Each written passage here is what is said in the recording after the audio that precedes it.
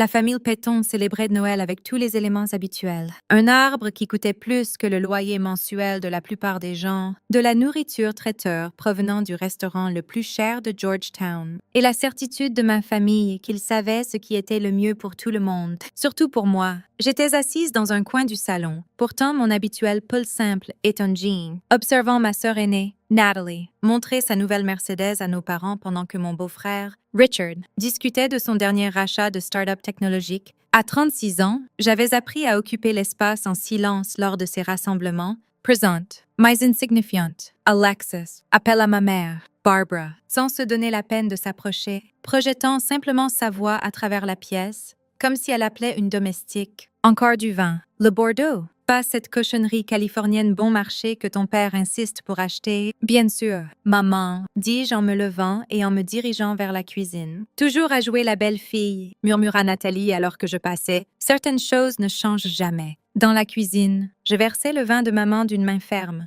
Par la fenêtre, je pouvais voir la Bentley de mon père dans l'allée, garée à côté de la nouvelle Mercedes de Nathalie et de la Porsche de Richard. Ma Honda Civic de 10 ans était reléguée dans la rue. Alexis. La voix de papa tonna depuis le salon. « Viens ici. Nous avons des nouvelles. » Je revins avec le vin, le tendis à maman avant de reprendre ma place. Papa, Thomas Peyton III, se tenait près de la cheminée, comme s'il s'apprêtait à faire une présentation en salle de réunion. À 67 ans, il dirigeait toujours Peyton Capital Management d'une main de fer, gérant 800 millions de dollars d'actifs clients et ne laissant personne l'oublier. Ta mère et moi avons pris une décision exécutive concernant ta situation immobilière, annonça-t-il. Quelque chose de froid s'installa dans mon estomac. Ma situation immobilière. Cette maison que tu as achetée à Spring Valley, dit maman en agitant la main d'un air dédaigneux, celle que tu n'utilises jamais. Elle est restée vide pendant 3 ans. Alexis, juste là, a accumulé la poussière et a gaspillé du capital. Elle n'est pas vide,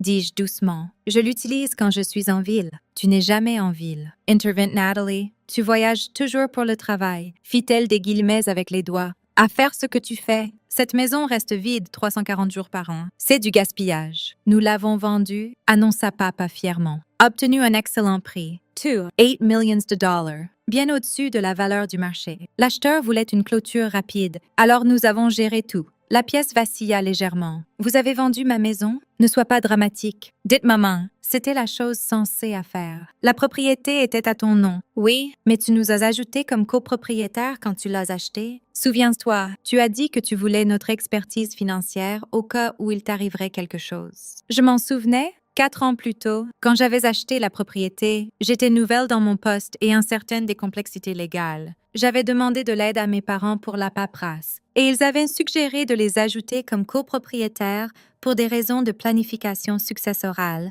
Vous avez vendu ma maison sans me demander, dis-je en gardant une voix calme. Nous te demandons d'être reconnaissante. Corrigé à papa. Nous avons négocié un excellent accord. Après les frais de clôture et notre commission de recherche, 20% ce qui est standard. Tu auras net environ 1 million de dollars. Nous aurons un chèque pour toi d'ici le nouvel an. Commission de recherche, répétai-je. Nous avons fait tout le travail, expliqua maman comme si elle parlait à un enfant. Trouver l'acheteur, négocier les termes, gérer la clôture. Ça mérite une compensation. Alexis, dans le monde réel, les gens sont payés pour leur expertise. Richard se pencha en avant, son expression dégoulinant de condescendance. Honnêtement, Alexis, tu devrais les remercier. Cette propriété restait là pendant que tu te balades à faire ton petit boulot de consultante ou quoi que ce soit. Tes parents ont transformé un actif stagnant en capital liquide. Mon boulot de consultante, dis-je doucement. Quoi que ce soit, dit Nathalie avec un haussement d'épaule, tu n'as jamais vraiment expliqué ce que tu fais. Juste que tu travailles avec des organisations internationales et que tu voyages souvent. Ça sonne très vague et franchement pas particulièrement lucratif si tu conduis encore une Honda de 2015. La maison était importante pour moi,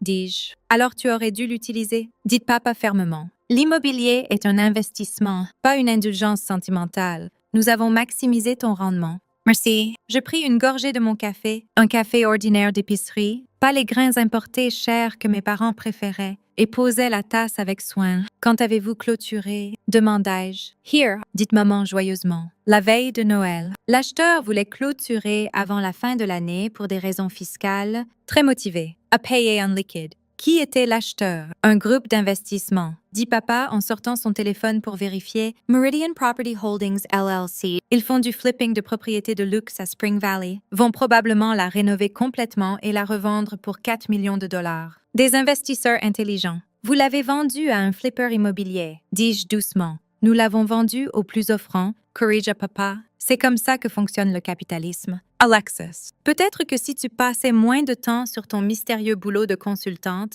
et plus à bâtir une vraie richesse, tu comprendrais ces concepts. Natalie se leva, s'étirant comme un chat. De toute façon, crise évitée. Cette maison devenait embarrassante. Les gens n'arrêtaient pas de demander pourquoi tu avais une propriété à 8 millions de dollars vide. Ça faisait passer toute la famille pour bizarre. On ne peut pas avoir ça, murmura-t-il. Non, on ne peut pas, approuva maman, manquant complètement mon sarcasme. Les Pétons ont une réputation à maintenir. Ton père siège à 3 conseils d'administration. Je préside l'auxiliaire de l'hôpital. Nathalie est au conseil du musée. On ne peut pas avoir les gens qui pensent que nous avons une fille qui ne comprend pas la gestion immobilière. Bien sûr que non, dis-je. Mon téléphone vibre dans ma poche. Je le sortis, jetai un œil à l'écran et sentis mon pouce s'accélérer. Brèche de sécurité urgente à la résidence de Spring Valley. Vente non autorisée détectée. Sécurité diplomatique en route. Appelez immédiatement. Directeur Morrison. Excusez-moi, dis-je en me levant. Je dois prendre cet appel. Maintenant, maman avait l'air irritée. Alexis, nous sommes en plein Noël. Quelle que soit l'urgence professionnelle que tu crois avoir, ça peut attendre.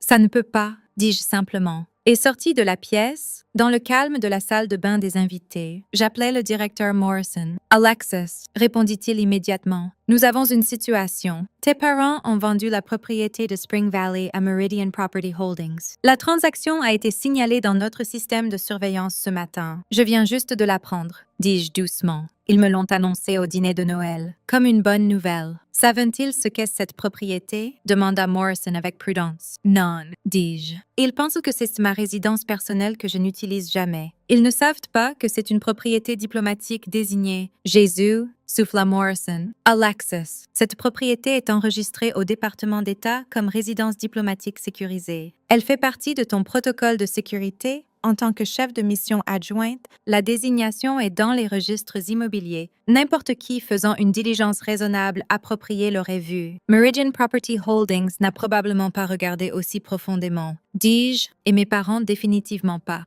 Ils ont vu une maison vide et une opportunité de maximiser les rendements. Le service de sécurité diplomatique est déjà en train de répondre, dit Morrison. Ils traitent ça comme une potentielle brèche de sécurité. La vente de propriétés diplomatiques sans autorisation du département d'État est une violation grave. Qu'est-ce qui se passe maintenant? La vente est nulle, dit Morrison fermement. La propriété diplomatique ne peut pas être vendue sans autorisation fédérale. Le département d'État notifiera toutes les parties, annulera la transaction et enquêtera sur comment ça s'est produit. Alexis, il pourrait y avoir des accusations criminelles, vente non autorisée de propriété diplomatique, fraud, potentiellement violation de la loi sur les missions étrangères, accusations criminals, répétai-je doucement. Tes parents ont vendu une propriété fédérale, dit Morrison, même s'ils ne savaient pas que c'en était une. L'ignorance n'est pas une défense. Ils ont accédé aux registres immobiliers, exécuté une vente et pris de l'argent. 20% de tout. 8 millions de dollars font 560 000 dollars. C'est plus d'un demi-million obtenu par la vente de propriétés diplomatiques. Quand la sécurité diplomatique arrivera-t-elle? Ils sont déjà en route vers l'adresse de tes parents, dit Morrison. Dans 15 minutes. Je suis désolée. Alexis, je sais que c'est ta famille, mais c'est une affaire fédérale maintenant.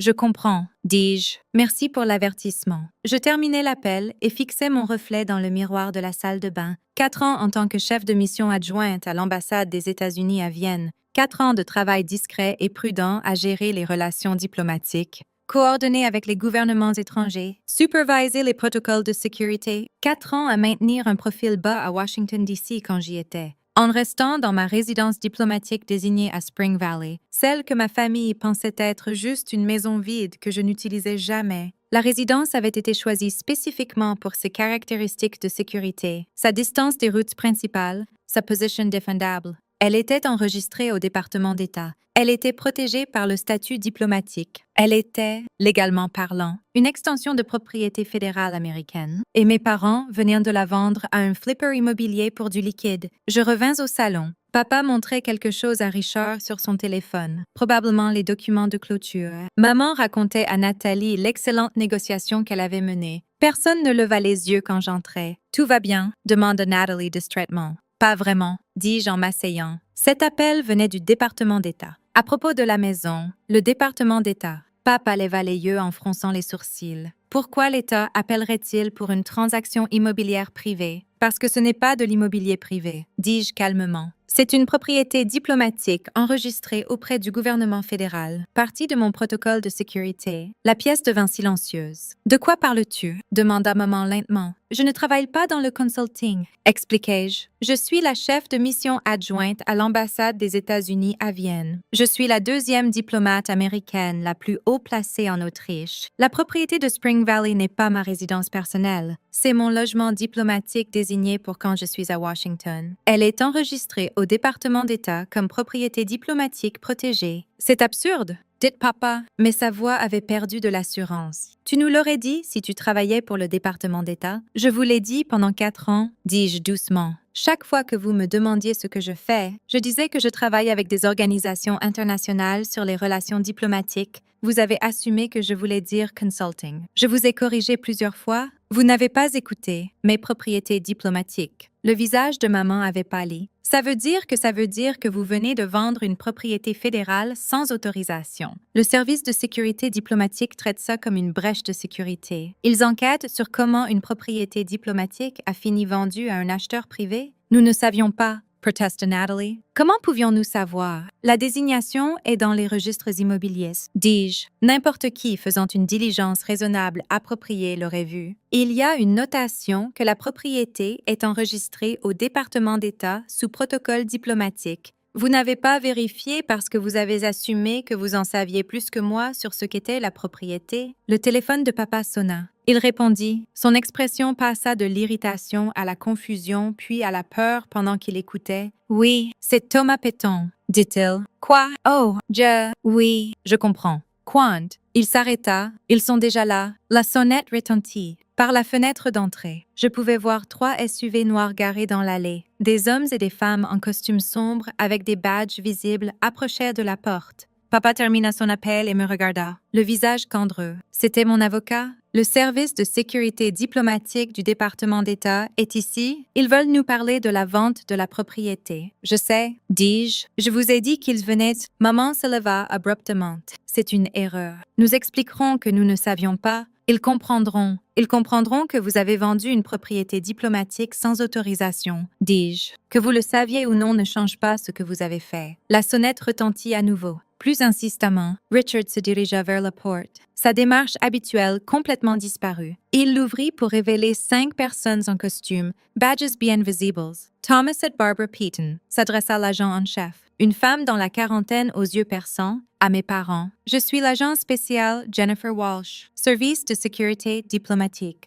Nous devons discuter de la vente non autorisée de la propriété située au 4750 Springland Lane. Il doit y avoir une erreur, commença papa. Il n'y a pas d'erreur. Monsieur, dit l'agent Walsh fermement, cette propriété est enregistrée comme résidence diplomatique sous protocole du département d'État. Elle ne peut pas être vendue, transférée ou altérée sans autorisation fédérale. Vous avez exécuté une vente hier sans autorisation appropriée. Nous devons vous parler de comment ça s'est produit. Nous ne savions pas que c'était une propriété diplomatique, dit maman désespérément. Notre fille ne nous l'a jamais dit. Votre fille est la chef de mission adjointe Alexis Petton, dit l'agent Walsh en consultant sa tablette. Elle occupe ce poste depuis 4 ans. La propriété a été achetée en son nom et immédiatement enregistrée au département d'État comme sa résidence diplomatique sécurisée aux États-Unis continentaux. L'enregistrement est clairement noté dans les registres immobiliers. Nous ne l'avons pas vu, protesta Papa. Vous n'avez pas regardé. Corrigea l'agent Walsh. Monsieur et Madame Petton, nous avons besoin que vous veniez avec nous pour un interrogatoire. Nous devons aussi parler à l'acheteur et à leurs représentants. C'est une enquête fédérale sur la vente non autorisée de propriétés diplomatiques. Enquête fédérale. Nathalie avait l'air sur le point de s'évanouir. Madame, étiez-vous impliquée dans cette transaction? L'agent Walsh se tourna vers elle. Non, je suis juste la sœur. Alors vous êtes libre de partir. Monsieur et Madame Petton, si vous voulez bien venir avec nous. Attendez, dit Papa. Nous devons appeler notre avocat. Nous avons des droits. Vous avez absolument des droits. Monsieur, dit l'agent Walsh, vous avez le droit à une représentation légale. Vous avez le droit de garder le silence. Je suggère d'exercer ce dernier jusqu'à ce que vous ayez sécurisé le premier. C'est une affaire sérieuse. Monsieur Péton, la vente de propriétés diplomatiques sans autorisation viole plusieurs statuts fédéraux. Nous rendrons l'argent. Dites-moi rapidement. Donnez-nous juste les informations de l'acheteur et nous annulerons tout. Ce n'est pas aussi simple. Madame, dit un autre agent, la propriété est sous protection fédérale. La vente est automatiquement nulle, mais la tentative de vente, l'exécution de la transaction et la réception des fonds constituent tous des violations séparées. Violations de quoi? Demande Papa. De la loi sur les missions étrangères pour commencer. Dit l'agent Walsh. Potentiellement fraude. Conspiration pour commettre une fraude et fausse représentation du statut de la propriété. Nous en saurons plus après notre enquête. Richard était devenu très silencieux dans le coin. Je les ai conseillés sur la vente, dit-il soudain. J'ai aidé à structurer la transaction LLC. Je ne connaissais pas non plus le statut diplomatique. Alors nous aurons besoin de vous parler aussi. Monsieur Richard Chin, je suis mariée à leur fille Nathalie. Monsieur Chin, nous aurons besoin d'une déclaration de vous sur votre implication dans la transaction. L'agent Walsh se tourna vers moi. Chef de mission adjoint Peaton, nous aurons besoin d'une déclaration de vous aussi sur la propriété. Votre position et pourquoi votre famille avait accès à une propriété diplomatique. Ils étaient listés comme copropriétaires, dis-je. Je les ai ajoutés quand j'ai acheté la propriété pour la première fois parce que j'étais nouvelle dans le service diplomatique et incertaine des légalités. C'était un mauvais jugement de ma part. Nous aurons besoin de ça par écrit. Dit l'agent Walsh. Mais pour l'instant, Monsieur et Madame Peyton, veuillez venir avec nous. Alexis. Maman se tourna vers moi, les larmes aux yeux. Répare ça. Tu travailles pour le gouvernement? Dis-leur que c'était un malentendu. Je ne peux pas réparer ça. Maman, dis-je doucement. Vous avez vendu une propriété fédérale. Ce n'est pas un malentendu. C'est un crime. Nous sommes tes parents. La voix de papa monta. Tu nous le dois. Je ne vous dois rien. Dis-je, ma voix toujours calme. Vous avez passé 4 ans à rejeter ma carrière, à vous moquer de mes choix, à assumer que vous en saviez plus que moi sur ma propre vie. Vous avez vendu ma maison sans demander parce que vous pensiez que j'étais trop incompétente pour gérer ma propre propriété. Maintenant, vous affrontez les conséquences et vous voulez que je vous sauve d'elle. Nous ne savions pas, répéta maman désespérément. Vous n'avez pas demandé, corrigeai-je. Vous n'avez jamais demandé ce que je fais vraiment. Vous n'avez jamais demandé pourquoi j'avais besoin de cette propriété spécifique. Vous n'avez jamais demandé pourquoi elle était vide la plupart de l'année. Vous avez assumé et agi sur ces assumptions, et maintenant vous apprenez que les assumptions ont des conséquences. L'agent Walsh fit un geste vers la porte. Monsieur et Madame Péton, allons-y, alors qu'ils étaient escortés dehors. Nathalie se tourna vers moi. Tu vas vraiment les laisser prendre nos parents? Ils ne sont pas arrêtés, dis-je. Ils sont interrogés. Il y a une différence. Mais tu pourrais arrêter ça? Tu es une grande officielle diplomatique. Dis-leur que c'est bon, que maman et papa ont fait une erreur. Ce n'est pas bon, dis-je. Et je ne peux pas dire à des agents fédéraux d'ignorer une violation des protocoles de sécurité diplomatique. Ce n'est pas comme ça que ça marche. Donc, tu choisis ton boulot plutôt que ta famille. Dit Nathalie, sa voix tranchante d'accusation. Je choisis la réalité plutôt que votre fantaisie, dis-je. Vous avez tous passé des années à me traiter comme si j'étais l'incompétente, celle qui ne comprend pas comment fonctionne le monde réel. Maintenant, le monde réel vous montre que je le comprends mieux que vous. Richard était au téléphone, probablement en train d'appeler son avocat. Nathalie pleurait et j'étais assise dans les décombres du dîner de Noël, regardant la Bentley de mes parents suivre 3 SUV fédéraux dans l'allée. Mon téléphone vibra. Un texto du directeur Morrison. Situation continue. Tes parents sont interrogés mais pas encore arrêtés. Ça dépend de ce que révèle l'enquête. Comment vas-tu? Je répondis par texto. Je vais bien. Merci pour la gestion professionnelle. Un autre texto. Celui-ci de l'agent Walsh. Besoin de ta déclaration demain matin. Siège du département d'État. 9.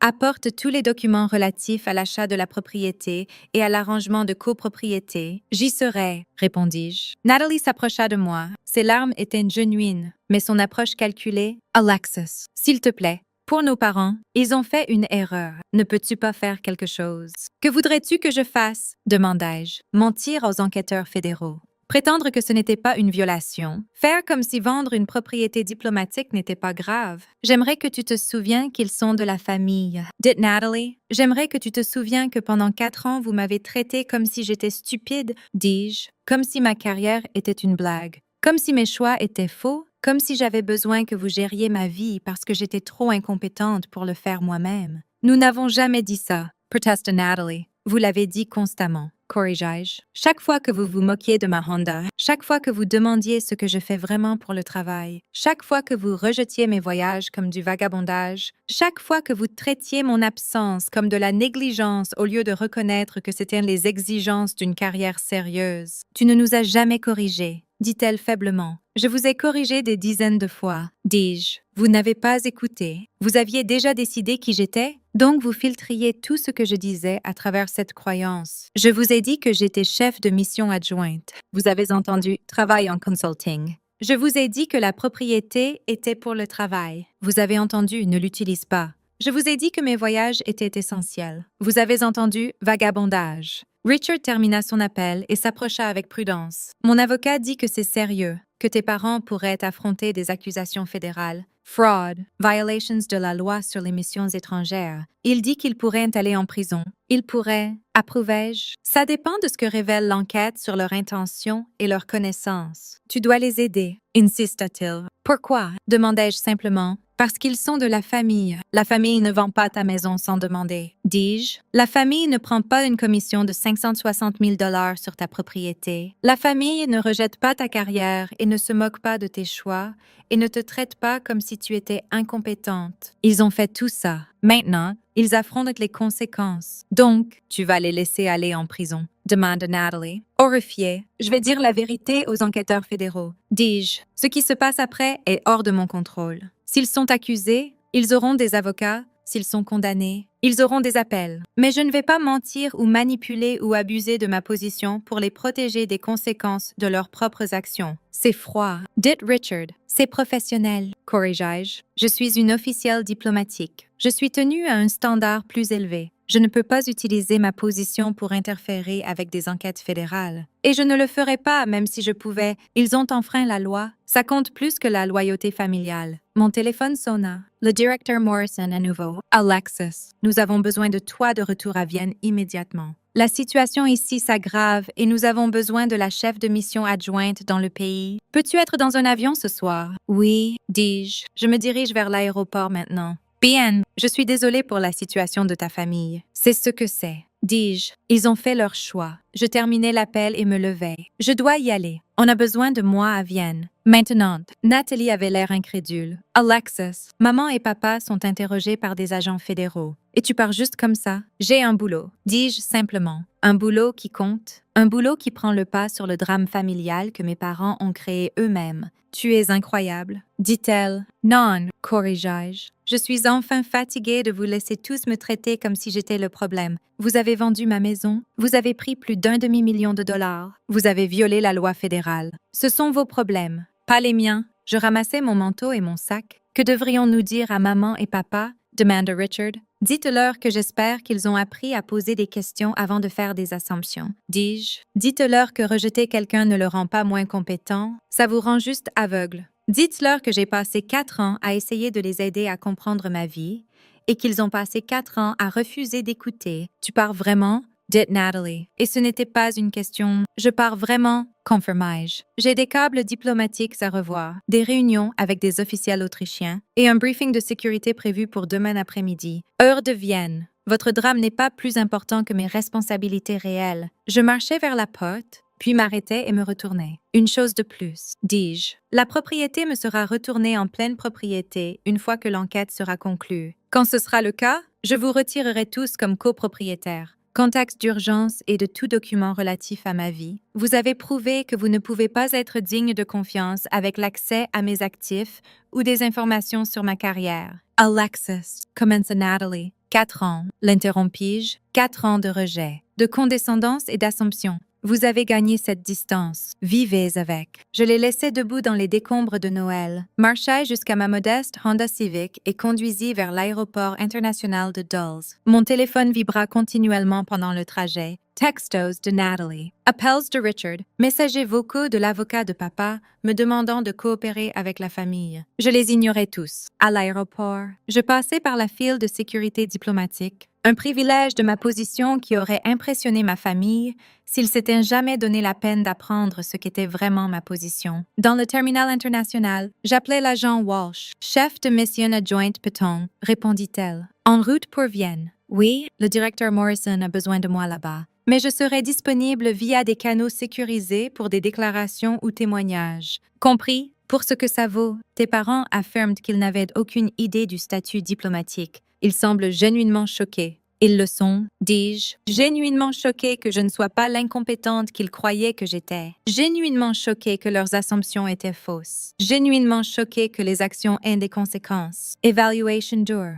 Observer Walsh. Evaluation précise. Corrigeai-je. Ils ont passé 4 ans à rejeter ma carrière. Maintenant, cette carrière est la raison pour laquelle ils affrontent des accusations fédérales. L'ironie ne m'échappe pas. Plaideras-tu pour la clémence? Demanda Walsh. Non, dis-je simplement, je dirai la vérité. Ce que les procureurs font avec cette vérité est leur décision. C'est juste. Bon voyage, chef de mission adjoint. Je montais dans l'avion. Class affair, un autre privilège que ma famille n'avait jamais connu, et m'installais pour le long vol vers Vienne. Quelque part au-dessus de l'Atlantique, je rédigeais ma déclaration officielle pour l'enquête du département d'État. Factuelle, complète et complètement dépourvue de sentimentalisme. 3 semaines plus tard, je reçus une mise à jour de l'agent Walsh via email crypté. L'enquête avait conclu. Mes parents avaient été accusés de vente non autorisée de propriété fédérale et de fraude. Meridian Property Holdings avait été accusé de tentative d'achat de propriété diplomatique protégée. La vente avait été entièrement annulée. La propriété retournée en ma pleine propriété et mes parents avaient été ordonnés de retourner la commission de 560 000 $ plus des pénalités. Dans le cadre d'un accord de plaidoyer, ils avaient évité la prison, mais reçu 2 ans de probation, des amendes substantielles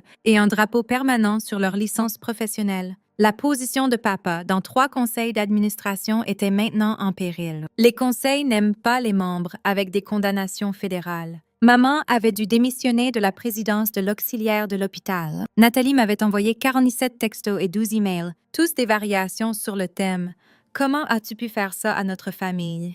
Je n'avais répondu à aucun. 6 mois plus tard, je reçus une lettre transmise via les canaux du département d'État. L'écriture de mes parents sur du papier à lettres chères. Essayons encore de maintenir la dignité. Alexis, nous avons complété nos exigences de probation et satisfait toutes les pénalités financières de la situation de la propriété diplomatique. Notre avocat nous a conseillé que l'affaire est close et que nous devrions tenter de réparer nos relations familiales. Nous voulons que tu saches que nous sommes désolés de ne pas avoir compris ta carrière. Nous aurions dû écouter quand tu as essayé d'expliquer ta position. Nous aurions dû poser des questions au lieu de faire des assumptions. Nous espérons que tu pourras nous pardonner et que nous pourrons reconstruire notre relation. Nous te manquons et nous sommes fiers de tes accomplissements, même si nous avons échoué à montrer cette fierté quand ça comptait. Avec amour et regret. Maman et papa. Je lus la lettre 2 fois puis la rangeai sans répondre. 2 semaines plus tard, Natalie appela via le standard de l'ambassade. Alexis, s'il te plaît, dit-elle quand j'acceptais enfin l'appel. Ils sont genuinement désolés. Ils ont perdu tant de choses. Papa a dû démissionner de 2 conseils. Maman a perdu toutes ses positions sociales. Ils ont payé chaque amende. Ils ont fait tout ce que le tribunal exigeait. Ne peux-tu pas au moins leur parler? Pourquoi? Demandai-je. Parce qu'ils sont tes parents. Ils étaient mes parents quand ils ont vendu ma maison sans permission, dis-je. Ils étaient mes parents quand ils ont pris 560 000 $ de moi. Ils étaient mes parents quand ils ont passé 4 ans à me traiter comme si j'étais incompétente. Être parent ne les a pas empêchés de faire tout ça. Ils ne savaient pas, ils n'ont pas demandé. L'interrompis-je. C'est différent. Ils auraient pu demander ce que je fais. Ils auraient pu demander pourquoi la propriété importait. Ils auraient pu demander avant de vendre. Ils ont choisi de ne pas demander parce qu'ils avaient déjà décidé qu'ils en savaient plus que moi. Donc, tu ne vas jamais leur pardonner, demanda Natalie. Je n'ai pas dit jamais, dis-je. Je dis pas maintenant. Peut-être pas avant des années. Ils ont besoin de comprendre que les actions ont des conséquences. Que rejeter quelqu'un a des coûts, que les assumptions peuvent détruire des relations. Quand ils comprendront vraiment ça, pas juste dire les mots, mais vraiment internaliser la leçon. Peut-être que nous pourrons parler. Ce n'est pas juste, protesta Natalie. Non, approuvai-je. Ce qui n'est pas juste, c'est de passer 4 ans à être traitée comme une ratée par des gens qui auraient dû me respecter. Ce qui n'est pas juste, c'est d'avoir ma maison vendue sans mon consentement. Ce qui n'est pas juste, c'est d'être attendu à pardonner instantanément parce que c'est Noël ou parce qu'ils ont complété leurs obligations légales. Que veux-tu d'eux? Demanda Natalie exaspérée. Rien, dis-je simplement. Je veux rien d'eux. J'ai une carrière que j'aime, des collègues qui me respectent, un travail qui compte. Je n'ai pas besoin de leur approbation ou de leur compréhension. S'ils veulent une relation avec moi, ils doivent la gagner. Et la gagner commence par accepter que je ne leur dois pas le pardon, juste parce qu'ils sont enfin prêts à le donner. Je terminai l'appel et retournai à mon travail. Une négociation complexe avec des officiels autrichiens sur la politique commerciale, le genre de travail qui requiert une expertise diplomatique, une compréhension culturelle et une pensée stratégique. Le genre de travail que j'avais fait pendant 4 ans pendant que ma famille pensait que je vagabondais en faisant du consulting, le genre de travail qui comptait plus que leurs excuses tardives. 3 ans plus tard, je fus promue ambassadrice. Mon premier poste, la Suisse. L'annonce fit les nouvelles internationales. Plus jeune ambassadrice féminine de l'histoire des États-Unis, expérience diplomatique étendue. Courante en 4 langues, mes parents envoyèrent des fleurs et une carte. J'accusais réception via mon assistant. 5 ans après l'incident de Spring Valley, j'étais à la maison à DC pour une conférence. Sur un coup de tête, je passais en voiture devant la maison de mes parents à Georgetown. Papa répondit à la porte. Il avait l'air plus vieux, diminué. La Bentley était partie, remplacée par une Lexus modeste. La maison avait l'air la même, mais en quelque sorte plus petite. « Alexis », dit-il, et sa voix se brisa. « Tu es venu ?» J'étais dans le quartier, dis-je. J'ai pensé m'arrêter. « S'il te plaît, entre. » Maman était dans le salon. Elle se leva quand elle me vit, ses mains se tordant nerveusement. « Alexis, c'est si bon de te voir. Tu as l'air bien, » dis-je neutrement. Nous avons suivi ta carrière. Dites papa, ambassadrice en Suisse. Nous avons vu les nouvelles. Nous sommes très fiers. Merci, dis-je. Nous sommes désolés. Dites maman, les mots se précipitant. Pas juste désolé d'avoir été pris ou désolé d'avoir affronté des conséquences. Nous sommes désolés de ne pas t'avoir vu. Nous sommes désolés d'avoir rejeté ton travail et tes choix et ta carrière entière. Nous sommes désolés d'avoir vendu ta maison. Nous sommes désolés d'avoir fait des assumptions au lieu de poser des questions. Nous avons perdu beaucoup à cause de ce que nous avons fait, ajouta papa. De l'argent, du statut, du respect, mais nous t'avons perdu et c'est la perte qui compte vraiment. Nous le comprenons maintenant. Nous comprenons ce que nous avons jeté. Je les regardais, mes parents, humbles et genuins, me voyant enfin. J'apprécie l'excuse, dis-je. Et je crois que vous le pensez. Mais je ne suis pas prête à reconstruire ce que nous avions. Nous comprenons, dit maman rapidement. Nous espérons juste qu'un jour tu pourrais l'être. Peut-être, dis-je, mais ce jour n'est pas aujourd'hui. Aujourd'hui, je suis ici pour vous dire que je vous pardonne. Pas parce que vous le méritez, mais parce que je mérite de ne plus porter de colère. Mais le pardon ne signifie pas la réconciliation. Ça signifie que je lâche la douleur pour pouvoir avancer. C'est juste, dites papa doucement. J'ai une conférence à laquelle retourner, dis-je en me dirigeant vers la porte. Mais je voulais que vous sachiez que j'ai reçu vos lettres et vos messages. Je voulais que vous sachiez que je vais bien. Et je voulais que vous sachiez que j'ai construit une vie qui compte avec ou sans votre reconnaissance. Nous le voyons maintenant. Dites maman, nous te voyons maintenant. Trop tard, mais nous te voyons. Je hochai la tête et partis. Alors que je conduisais, mon téléphone sonna. Le directeur Morrison. Alexis. Comment ça s'est passé? Aussi bien que possible, dis-je. Ils se sont excusés. J'ai accepté. Je suis partie. Vas-tu bien? Je vais bien? Dis-je. Et je le pensais. Ils sont mon passé. Mon travail est mon présent et mon avenir. Je vais plus que bien. Bien, dit Morrison. Parce que j'ai des nouvelles. Le secrétaire te recommande pour le poste de secrétaire adjointe. Si tu es intéressé, le processus de vérification commence le mois prochain. Secrétaire adjointe d'État, l'un des postes diplomatiques les plus élevés du gouvernement américain. Je suis intéressée, dis-je. Bien, tu l'as mérité. Alexis, ton travail à Vienne, ta gestion des négociations commerciales autrichiennes, ton leadership pendant la crise des réfugiés, Tu es exactement ce dont l'État a besoin. Je m'engageais sur l'autoroute, laissant Georgetown et ma famille derrière. Dans mon rétroviseur, je pouvais voir le quartier rétrécir, les maisons, le statut, le monde qui m'avait autrefois fait me sentir petite. Devant moi, il y avait Washington, le département d'État, et une carrière qui avait prouvé que ma famille avait tort sur tout. Ils avaient pensé que j'étais incompétente. Ils avaient pensé que je n'avais pas de succès. Ils avaient pensé que je ne comprenais pas le monde réel. Et ils avaient appris par des accusations fédérales et des enquêtes de sécurité diplomatique qu'ils étaient ceux qui ne comprenaient pas. J'avais construit une carrière en les sauvant de leurs propres assumptions. Et j'avais construit une vie sans avoir besoin de leur approbation. Ça, pensais-je tandis que l'autoroute s'étendait devant moi, c'était son propre genre de succès. Le genre qui comptait, le genre qui durait. Le genre qu'il n'avait jamais compris jusqu'à ce qu'il soit trop tard pour en faire partie. Et j'étais d'accord avec ça, plus que d'accord. J'étais libre.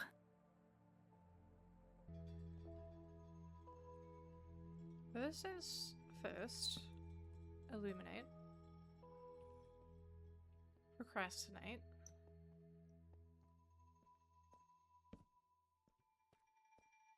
Scoutinate. I want... oh my, what is this? Precious. Is there underground new biomes? What's this green?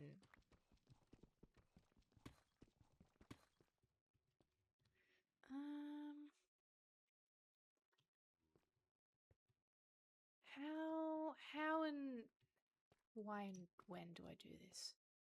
Maybe I do a sort of this kind of direction.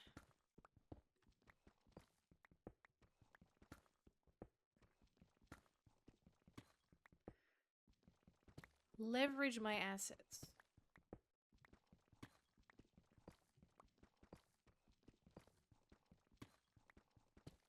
Embrace my inner crypto bro and do it's the least amount of work as possible to get down. To get up. Oh my god, that's just going another way. Okay. Don't get distracted. Keep on task.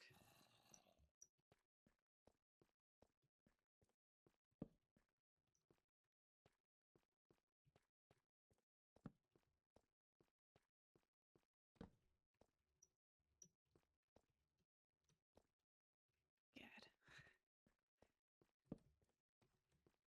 Where I look, there's just more nasty bits. Jesus!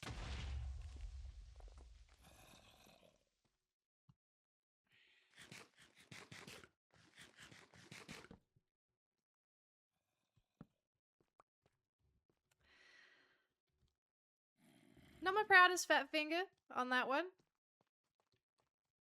That was a lot of panic for nothing I should have been that concerned about.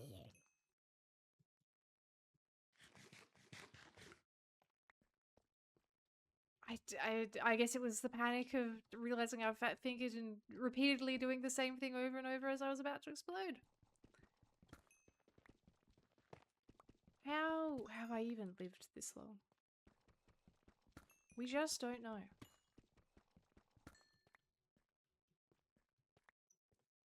Okay. How did I manage to put that there? Great question. Ugh, this is just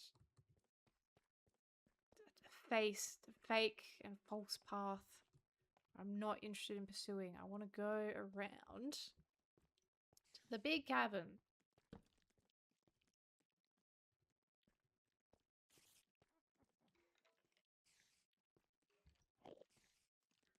Why is there lots of weird little sounds?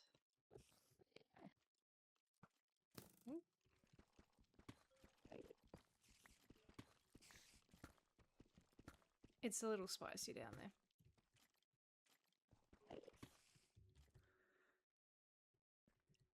And by a little, I mean a lottle.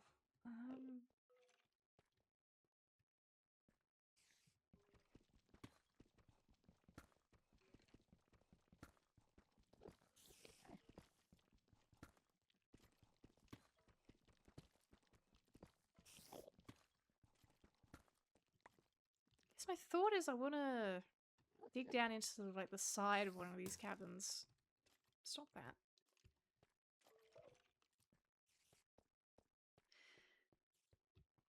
Executive decision. This is too hard. I'm going back up.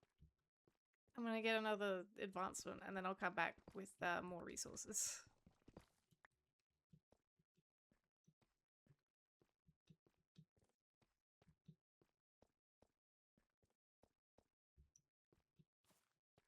I'm going to just make better choices for myself.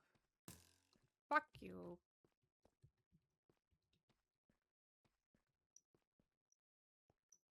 It's because I'm worth it. You know, I gotta love myself a little bit and just choose life.